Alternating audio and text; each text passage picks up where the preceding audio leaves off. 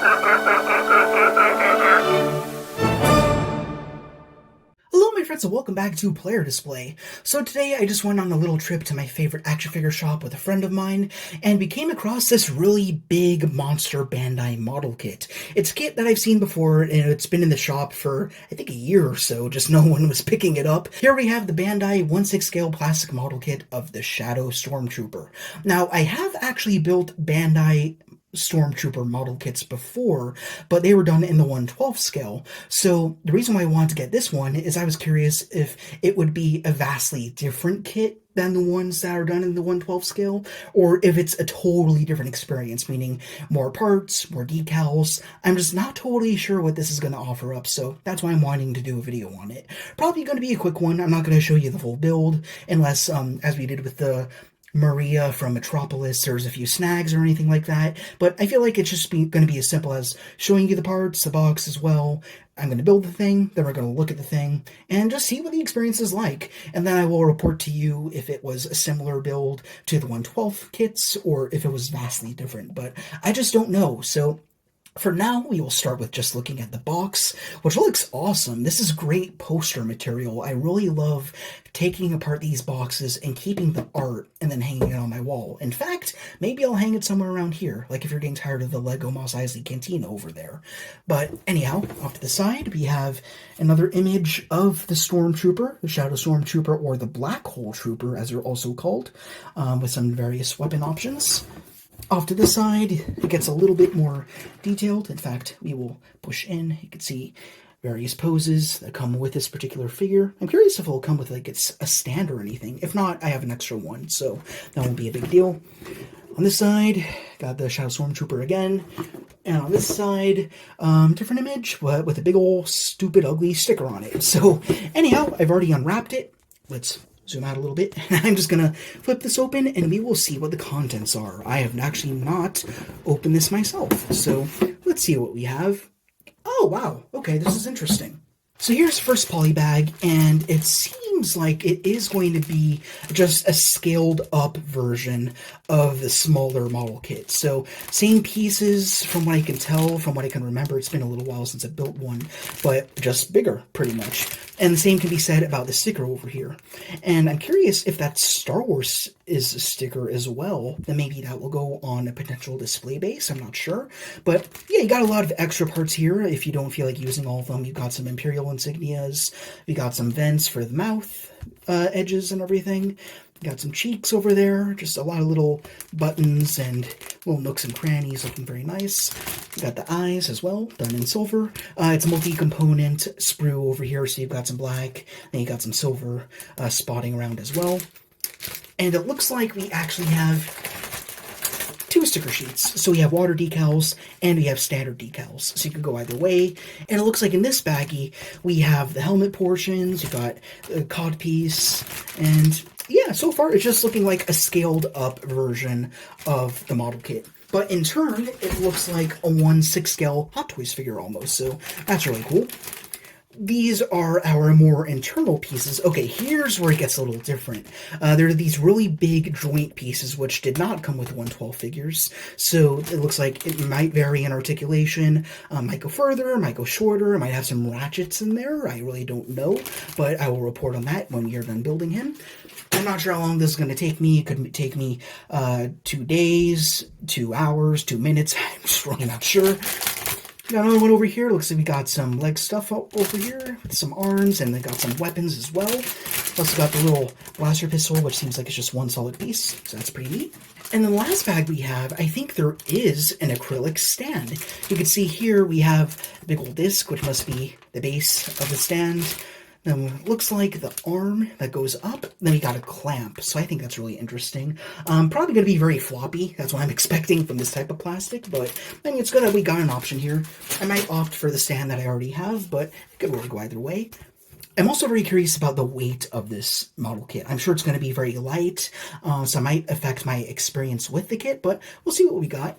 And then lastly, we have a big old empty black box, which you can put aside. We have the manual over here. So let's just have a peek. And yeah, it just feels like a standard Bandai model kit over here. I can't imagine there's going to be any extra parts because this is a 1/6 scale model kit. Probably going to be the biggest model kit I've ever made. Can't say it's going to be the most difficult because I've built this type of Stormtrooper before, but I mean, he's done in black, and he's going to be really big, so this is going to be a pretty neat looking experience. But yeah, it's pretty standard, pretty much exactly what you'd expect if you've ever built a Bandai anything before. You see we have some extra steps for the figure stand over here, and it's what I expected. You got the base, got the arm, got the clamp. Looks like it ratchets up and down a little bit too, so it's also very nice.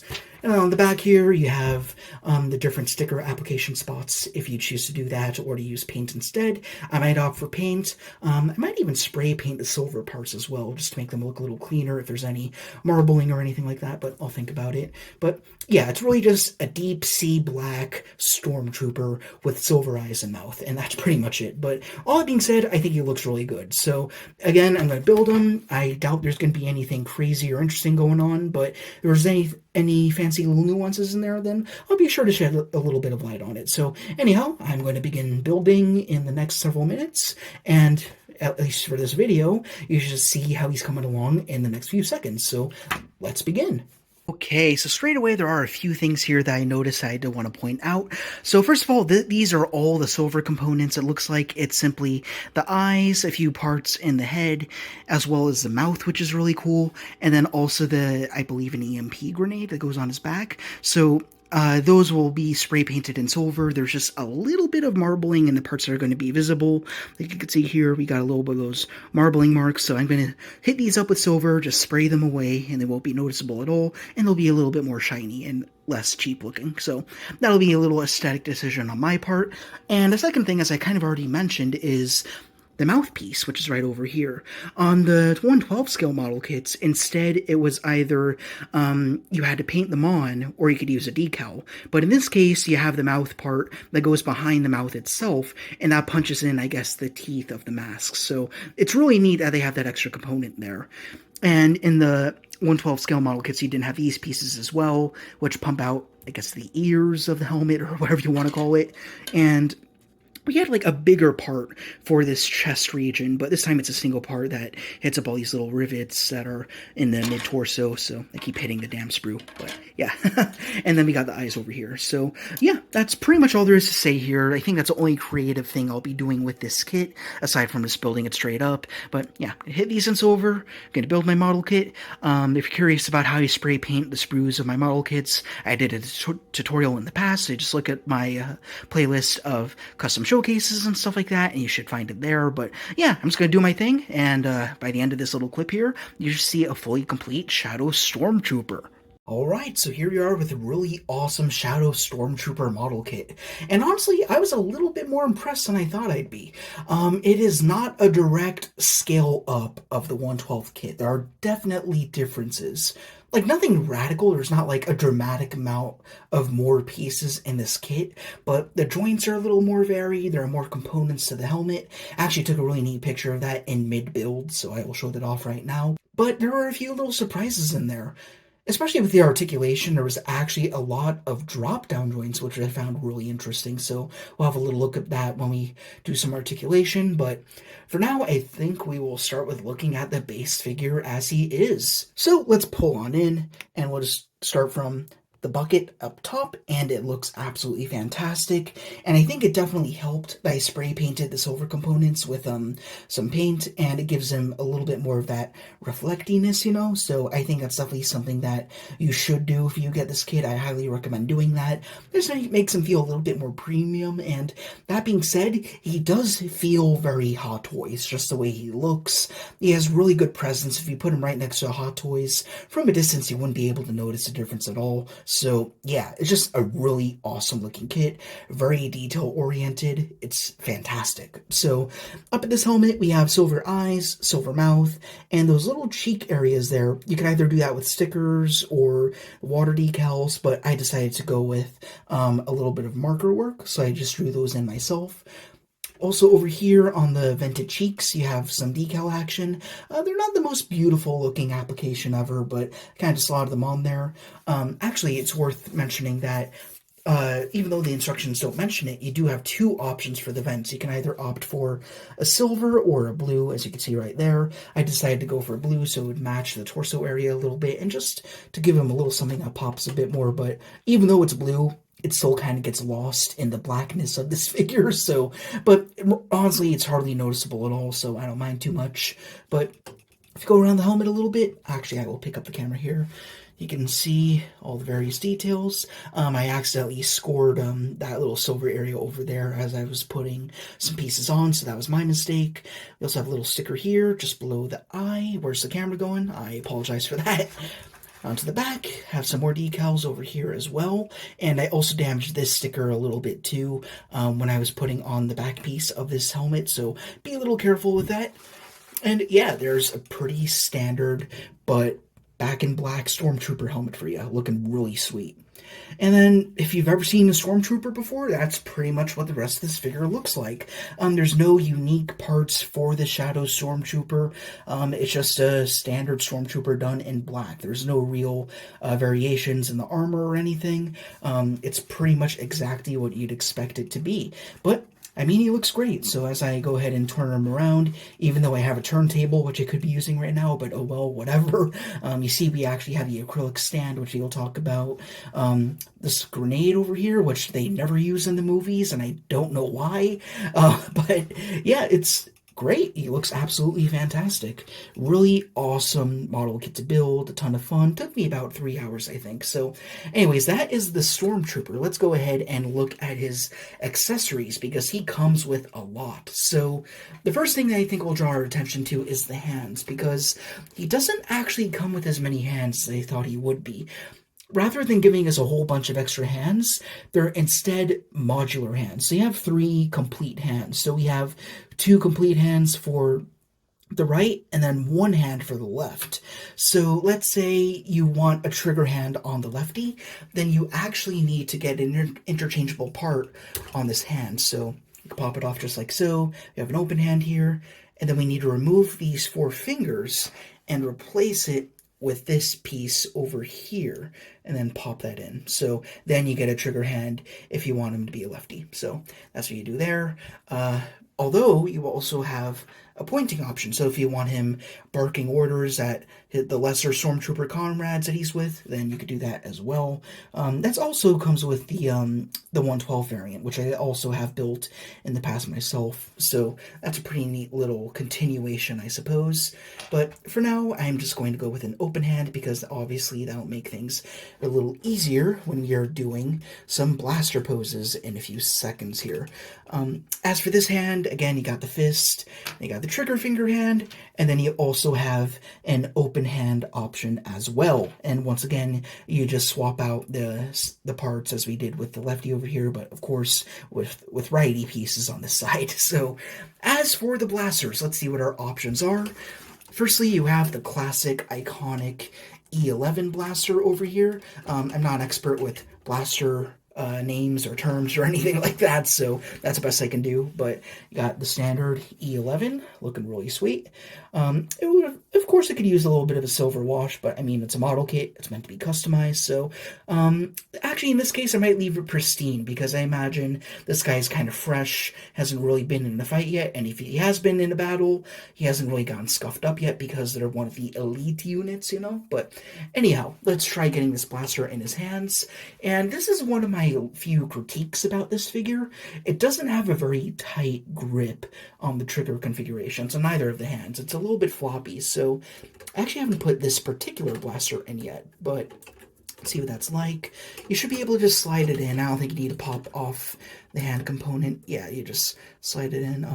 Oh, actually, he holds E11 pretty good. I originally had him holding the blaster pistol, which we will look at later, but yeah, the E11 he seems to hold fine, and then he can swing the arm over, swing this hand up, and they can have a pretty decent two-handed pose, looking pretty sweet. He could be a lot more dynamic than this, obviously, as we will see a little bit later, but that is one blaster option for you.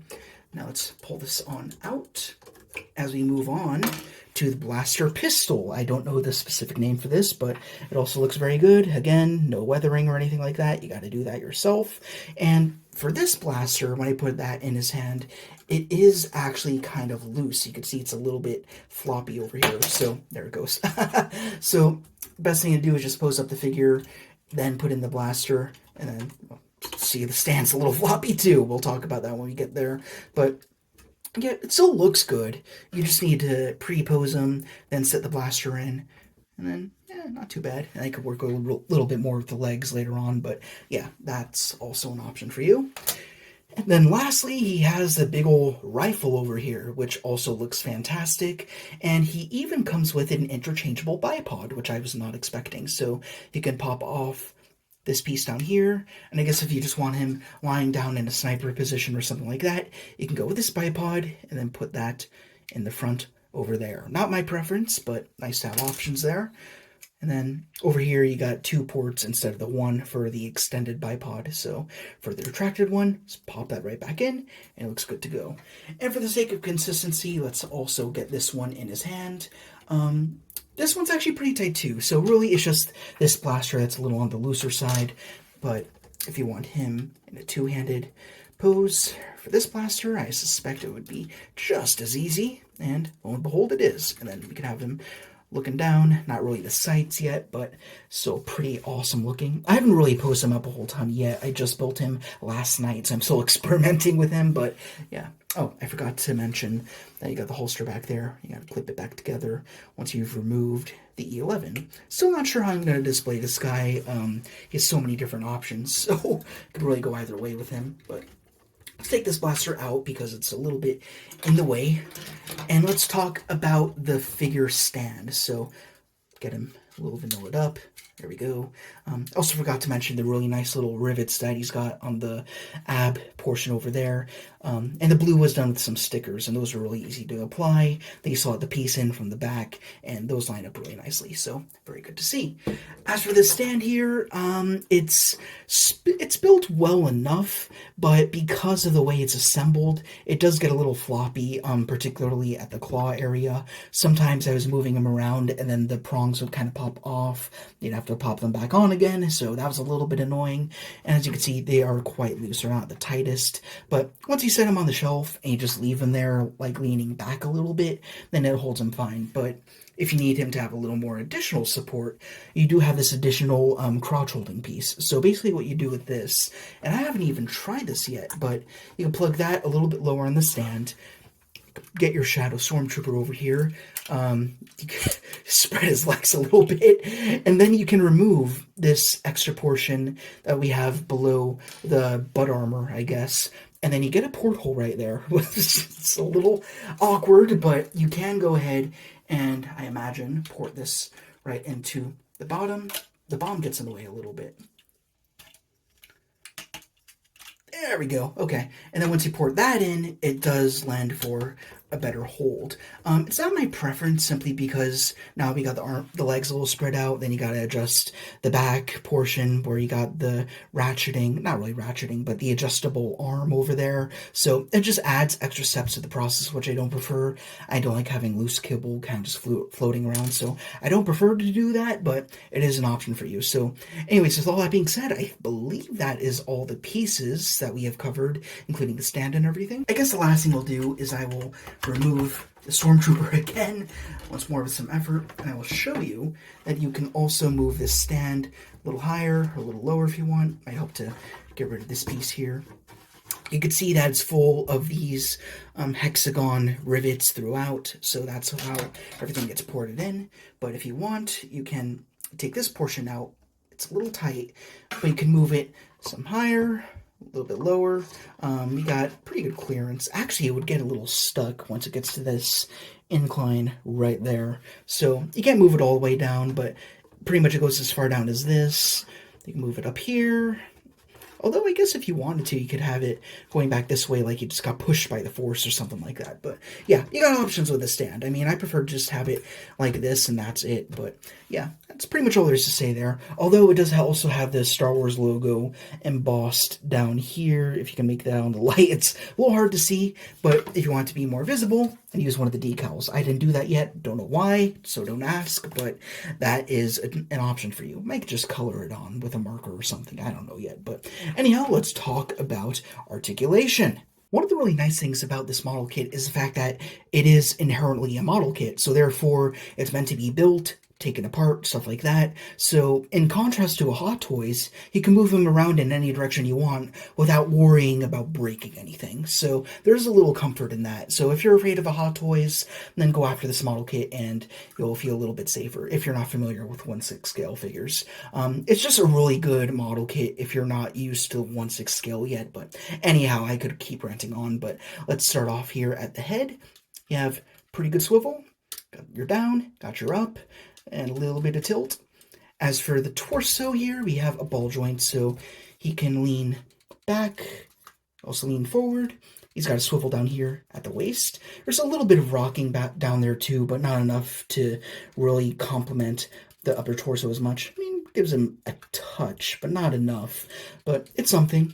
As for the arms, they actually pop out, which is really good, so you can see just how far out that comes, but that gives them a lot more range, which is great. Did I just lose the shoulder pad? I did, so you can see that is secured with this little clamp right there, so I'm just going to pop this back on. Again, it's a model kit, so if anything falls off, just pop it back on, use a little glue if you need to, and everything should be fine. Then, anyways, we got bicep swivel, double jointed elbows, and this is where you'll see the drop down action, which is really great. Got the arm out here, vanilla posed up, right? And then you can actually pull out the arm right here. I don't want to break the figure here. You can pull it right there. You see that it popped a little bit out here at the forearm, and then that will allow him to crunch a lot further. Like, not all the way in, but it's past 90, which is pretty good for a model kit. So put that back on down. As for the wrists, you don't get a ton, but you do have swivel. And then you should have in and out, up and down. It's a hinge in there with a ball joint. It's kind of like a unique combination, but actually, let's remove the hand and just have a better look. Yeah, it's a pin, and then it's kind of got a ball joint hinge sort of thing. It's kind of like a McFarlane a little bit, so that's interesting. But pop the hand back on. I love popping parts on and off of my model kits, but anyhow, moving on down. The legs also have a really great drop down. You can see the difference over there. Pop that back up, but if you want things to kick forward, then you will need to drop it back down, and then you can kick forward really good. Just be a little wary of these little packs over here that are at the hips. You don't want those snapping off or anything like that. As for knees, they go that far back. Again, there's a really good drop down in the lower leg, which I really appreciate. Down here at the feet, you got swivel. You have some considerable back, pretty good amount forward. Believe it or not, toe articulation, which I never expected. And then you even have some rocker. So he's got pretty much everything that you want a Stormtrooper to have, and then a little bit more. So honestly, really great model kit. Would fit just fine in any 1/6 scale collection. And to wrap things up, I wanted to do a fun little size comparison. Well, not little by any means, but we have one of my very first 1/6 scale figures being the Golden Stormtrooper from, I believe, Hot Toys. Could have been Sideshow, I don't quite remember. But he's basically just a standard Stormtrooper, otherwise just a repaint. And next to the model kit, it looks like the model kit is actually a little bit taller. And when you think about the lore, that's totally fine, because you just have random-ass people in these suits. So I mean, they're not supposed to be clone troopers or anything like that. They're not supposed to be the exact same height. So a little variation in height is not an issue here. So if you want to couple him up with the more premium brands, not an issue. I think he looks fantastic, and he doesn't even look like a model kit, especially once you spray in the silver and everything and get the decals done right. Yeah, I think he's up to snuff. He looks really good. I think they pair up really interestingly together, especially since you have some color variation going on. But as for the small kit, though, I think he's a blast to build, no pun intended. Not a very difficult build either, so if you want to build big, but not build for a very long time, this is a good path to go with. And yeah, just a really good time, so enjoy them. Anyways, that's all I gotta say here, so if you enjoyed this review, then please, as per usual, be sure to like, comment, ring the bell to be notified of our latest arrivals, and subscribe. This is the editor speaking, humbly reminding you to support the pod Patreon in the description to guarantee new content every single week. Thank you guys very much for watching. Rock on, and I will see you all later.